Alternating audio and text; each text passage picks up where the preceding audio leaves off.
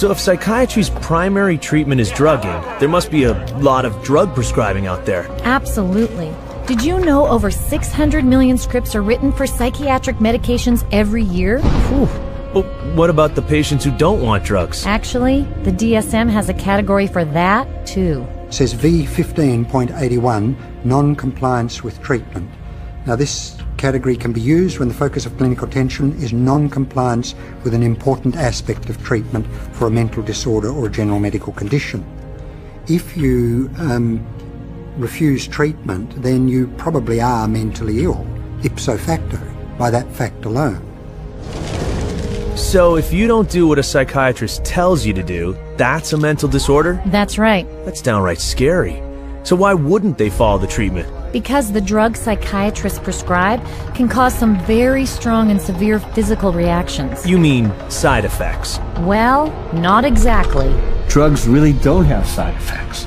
Drugs only have effects, and we arbitrarily differentiate those effects of the drug that we like, and we say these are the effects of the drug. And those that we don't like, those are the side effects. It's akin to saying that a bomb that comes down on a building kills people and destroys the building, and the military general says, oh, killing of the people is really a side effect. No, you cannot separate out the destroying of the building and the killing of the people. And so these are not side effects, these are direct effects of the drug creating disaster. People think antidepressants are going to make them happy, but it's not what they do. They numb them down, and then in themselves there's a withdrawal state from the antidepressants. They just become like robots, some of them. They're not actually able to experience the whole variety and range of human feelings and emotions and work with them and express with them and share them with others. Because once you sort of put somebody on a heavy dose psychotic drug, I mean, you're just dehumanizing them. These are very potent, very toxic medicines, cause on themselves diabetes, high cholesterol, cause what's called a metabolic syndrome, truncal obesity, premature hardening of the arteries. They affect the heart and the lungs and the kidneys, and you never know exactly what to expect. Most psychotropic drugs lead to massive weight gain. Some of them, like olanzapine, for example, can lead to weight gains of 25, 30, even 40 kilos in a year or two. And that is serious. One of the side effects is it affects your sexual performance abilities. In people who are on a lot of medication, they're just totally unable to detoxify through their liver, and then other functions of the body shut down one by one. These drugs have on their labels may increase the risk of suicide and homicide in people who take them. Just like a carton of cigarettes has to say may be hazardous to your health. And there's cases where many people who commit suicide or commit acts of violence are on these medications, which definitely has this type of side effect. You look at the side effect profile is identical to what they're trying to treat, and in some cases worse, and especially in the instance of suicide, then you can see that it's an extremely treacherous area with very, very little actual science behind it. Are you kidding me? These are dangerous drugs. Yes, and there have been thousands, maybe even millions of victims who came to psychiatry for help, but were given drugs that ultimately destroyed them. People such as Candace, on Zoloft because she was nervous before tests. Stephen committed suicide 19 days after being placed on Prozac. Julie, planning for college, hanged herself after only 7 days on Zoloft. Matthew, 13 when he hanged himself. Matt, a 21-year-old on a mix of psychiatric drugs. Caitlin, on Zoloft and Trazodone.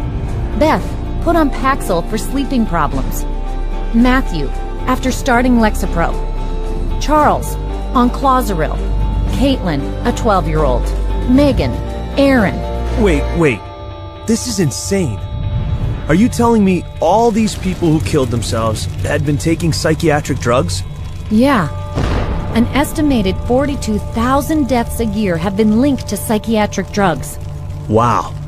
That's over 3,000 people a month. They should take these drugs off the market. Absolutely they should. But because these drugs are by far the main treatment psychiatrists offer their patients, they downplay the risks, and their patients pay the price. you get on the psychiatric drugs, you feel just like you don't really want to live anymore. Like, just depressed all the time, and you feel sad. You don't feel like you're in your own skin. It almost feels like you just want to come out of your skin all the time. Get really bad headaches, I'd start shaking, I wouldn't sleep very well, I'd have nightmares. I had started shaking really bad, and it was like uncontrollable, you know, and it's like, I don't understand why I shake so much. It brought on the symptoms that I was trying to escape from, very severe. I'd go through spells where I'd just be completely just dead. There would not be me there. I'd just be standing there and there would be nothing. I think we all have emotions, happy, sad, you know, situational emotions in life, and it didn't allow me to experience them. You don't experience tears, you don't experience a lot of laughter. It just makes life real flatline. I describe to a friend of mine as like waking up in a manila folder and it's a cloudy day. Everything is boring, unmemorable, unspecial. It changed me. It changed who I was. It changed the essence of my personality. You know, it just started making me worse. And I got in such bad fights with my brother. I scratched his face up and, you know, stuff like that. I started to experience suicidal ideations almost immediately. And I had never had any feeling like that before. I remember when I was at home one day, I had taken my medication and I thought about killing myself, and I got really scared, so I ran to my brother and I told him, and he just held me and told me not to give up and to just keep trying. And I actually thought that's maybe the one thing that I do have control over, that I could, you know, I could off myself, and I would be out of this roller coaster of an existence. I have been raped.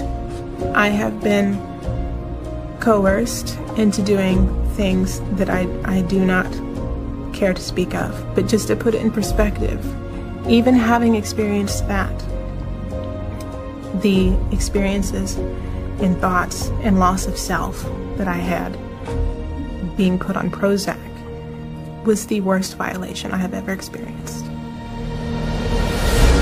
I'm speechless. People don't even know what these drugs are doing because they trust their psychiatrist. Not only that, recent studies have shown their drugs like antidepressants don't cure disorders any better than a dummy sugar pill, a placebo. So, just to recap, not only does the DSM provide the label psychiatrists put on you, but it justifies their drugging you with powerful drugs that have lots of side effects and don't even work. This is really messed up. Definitely. And yet, they still cling to the idea that they can correct your unwanted behavior with chemicals.